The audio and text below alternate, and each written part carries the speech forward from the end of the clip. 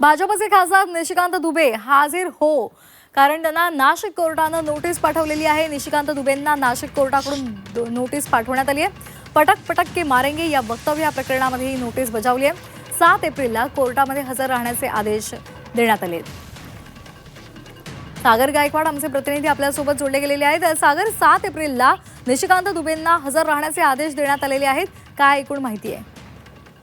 नक्कीच खरं तर निशिकांत दुबे यांनी एक वक्तव्य केलं होतं की मराठी भाषिकांना पटक पटक के मारेंगे या बदनामी केलेल्या वाक्याबद्दल भाजप खासदार निशिकांत दुबे यांना नाशिक न्यायालयाने 7 एप्रिल रोजी हजर राहण्याचे आदेश दिलेत।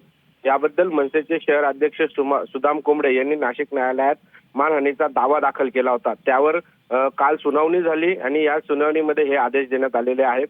मनसे अध्यक्ष राज ठाकरे यांनी मराठी भाषा सक्तीविरोधात भूमिका घेतल्यानंतर भाजप खासदार निशिकांत दुबे यांनी दिल्लीत माध्यमांशी बोलताना हे बदनामीकारक विधान केलं होतं आणि मराठी भाषिकांना पटक पटक के मारेंगे या वाक्य बोलल्यानंतर नाशिकचे जे मनसे शहर अध्यक्ष आहेत निशिकांत दुबे यांनी नाशिक न्यायालयात धाव घेतलेली होती आणि त्यानंतर आता त्यांना 7 एप्रिलला हजर राहण्याचे आदेश देण्यात आले आहेत।